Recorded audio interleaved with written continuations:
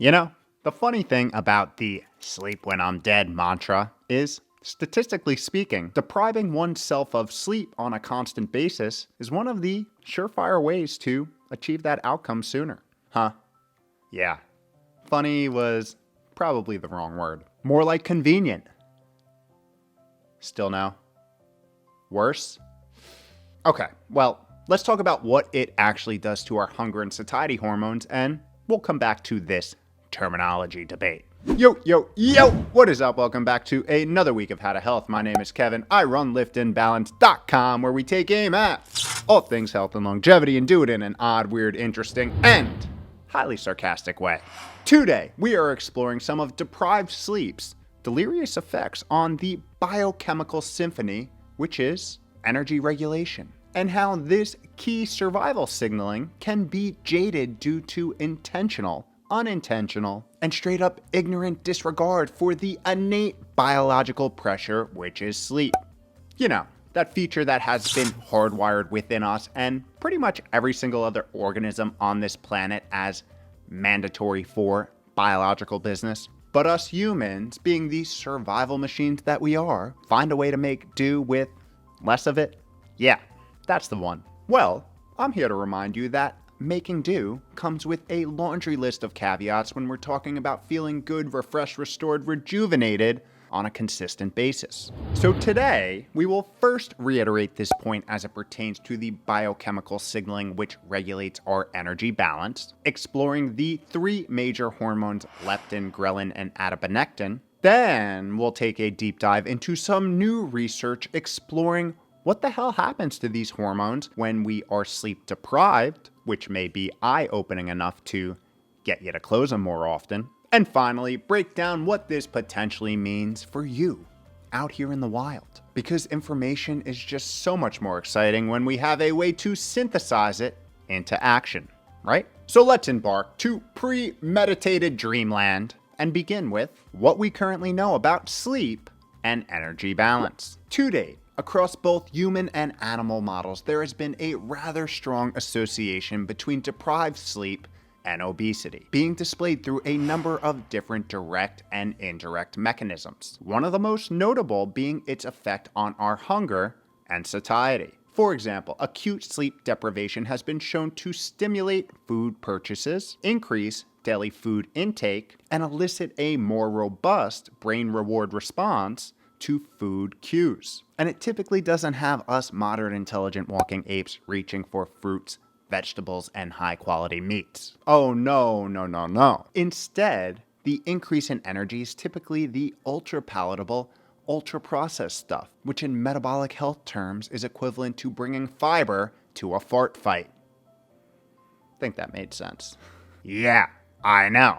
This is thought to be due partly to its effects on modulating some of our key hunger, satiety, and metabolic hormones, three of which, leptin, ghrelin, and adiponectin, we'll be double-clicking on today. Leptin is secreted by our adipose or fat tissue and it signals satiety, while ghrelin is secreted by the stomach and upper intestines and it signals hunger. And these two main appetite hormones go way beyond telling the brain whether it's hungry or not. They also act as important feedback signals to influence energy expenditure, sympathetic tone, and the propensity for anabolic versus catabolic processes throughout the body, which, if you were wondering, are kind of important stuff. Now, adiponectin is kind of like one of the new kids on the metabolic block, being a hormone that affects several metabolic processes, and mainly being known for its insulin sensitizing and anti-inflammatory effects, which, in this day and age, gives it a metabolic gold star for now. Now, the million-dollar question is, how do these hormonal behaviors change in association to sleep? And interestingly, preliminary data suggests that deprived sleep has a unique effect on all three, and potentially in suboptimal ways. Several studies have now displayed that the appetite-stimulating effects of acute sleep deprivation may be directly driven by lower serum levels of leptin and higher blood concentrations of ghrelin. That being said, there have also been some studies that have found no alterations in ghrelin and leptin following experimental sleep deprivation, making the data mixed and suggesting that there may be additional unknown factors at play. What about adiponectin? Well, animal studies, which are the majority of what we currently have, suggest that this hormone, which is secreted by our white adipose tissue, possesses the properties of a starvation hormone, meaning it increases during times of fasting and tapers off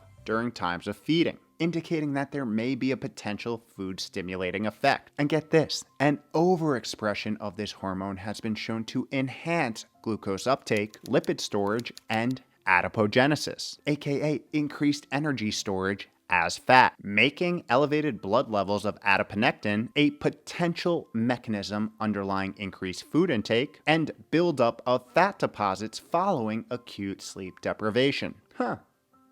Pretty interesting. But all this begs the question, how does sleep deprivation affect these key metabolic hormones across a mix of both healthy and obese adults? Human adults. What a perfect segue to this new study. A group of international researchers sought to see whether blood concentrations of leptin, ghrelin, and adiponectin were affected by acute sleep deprivation in a sex and weight-specific manner. To do this, they conducted a randomized controlled crossover study in 44 adults, 24 male, 19 being obese with an average age of 25. They hosted all participants for 2 nights, separated by a week in a sleep laboratory, where they spent one of those nights sleeping and the other staying awake. During these observations, dinner was served at 7 p.m. From there, participants carried out one of 2 nights. They were either scheduled a 8-hour sleep window from 11 p.m. to 7 a.m., or stayed up watching movies and playing board games with experimenters. And I mean, when you put it that way, who would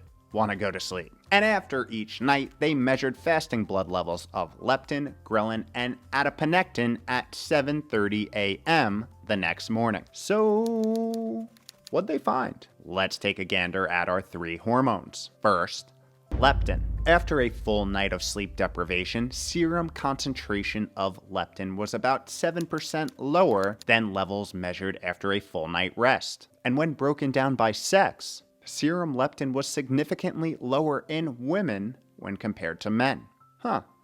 Interesting. What about obese versus non-obese? Researchers observed no significant relative difference between the two, although the overweight demographic had significantly higher levels overall. Okay, so generally speaking, leptin is moving in the wrong direction following sleep deprivation. What about ghrelin? Well, researchers observed that plasma ghrelin was around 100 picograms per milliliter, or a little over 10% higher following acute sleep deprivation, observing that, although not significant, the rise in ghrelin after sleep deprivation was more distinct in those with obesity, and pretty consistent across both sexes. Okay, 2 for 2. What about adiponectin? For this, researchers observed that serum adiponectin was around 10% higher following a night of sleep deprivation, being slightly more pronounced in women and larger in non-obese participants. All pretty interesting. And let me remind you, that was simply after 1 night. Let's see what the researchers' final thoughts were. They concluded, our study suggests that acute sleep deprivation shifts the endocrine balance from the satiety hormone leptin to the hunger-promoting hormone ghrelin. In addition, increased adiponectin following acute total sleep loss could explain increased food intake and lipid accumulation in adipocytes, as previously observed after 1 night of sleep loss. Finally, the observed sex and weight-specific differences in leptin, ghrelin, and adiponectin call for further investigation in larger samples. Now, while all of this is interesting, I want to really drive home that last point. This study was short, associational in nature with several design limitations. So deeper research into the underlying mechanisms is a necessity to create a potential causal relationship. But nonetheless, it's pretty damn eye-opening to see what a single night of staying up can do to the biochemistry which regulates our energy balance. So,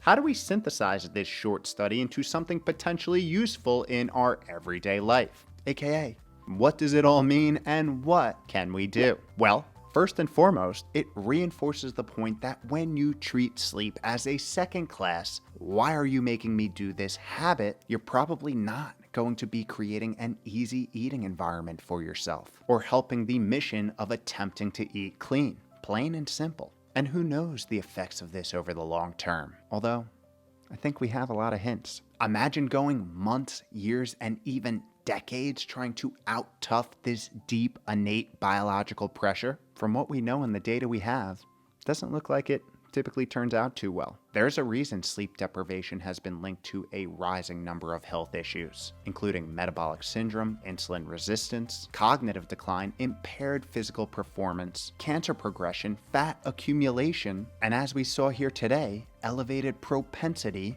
to eat. It clearly has a full body systemic impact, with each factor being influenced and potentially accelerated by the other, viciously driving an individual to have a less efficient metabolism, more cravings, less energy, weaker immune system, impaired organ function, excess inflammation, more fat, brain fog, coming full circle to deliver an even worse quality sleep. And when combined with the other subpar habits of Western society, like being ultra-sedentary, stressed beyond belief, and spending nearly 90% of our time indoors, it's no wonder that the prevalence of disease is on a constant rise. And just like every other intervention, it's important to know that sleep is not the only factor. It's not the silver bullet that will solve all of your health woes, but it's certainly at the top of the list, being a key and critical foundational component of short-term biological function and thus long-term longevity. You can do everything else from a daily health perspective well, and if you get chronically deprived, low-quality, shitty sleep, there's a very high probability that you will never reach your true potential. Sleep is mandatory for biological business for a reason. We just can't be at our very best without it. Thus, why we have an entire playlist dedicated to it on this channel. Because through my own health and sleep journey, I have come to know two absolute truths. First, good sleep doesn't just happen. It takes a plan, strategy, and consistency. And second, this is a totally controllable and modifiable aspect of your life. Meaning you, my friends, have the power to implement meaningful change and improve yourself from the inside out. And to help you with this, I will point you to these two videos that will drastically change your relationship with your Z's. One breaking down the step-by-step process to realign your internal body clock, aka your circadian rhythms, and the other walking you through my battle-tested sleep hygiene routine. Both will be linked below in the show notes. Remember, you're playing the long game here, so take your time. Sustainable change is always the best change. And when in doubt, you could always ponder on this paraphrased quote from sleep guru Dr. Matthew Walker. The single best thing that an individual can do to eat better is to sleep better. Ironic, don't you think? Oh, that's it. I told you I'd get it. That's the right line for the open. Alanis Morissette coming through in the clutch.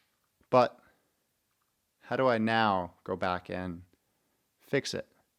Guess I'm just gonna have to sleep on it.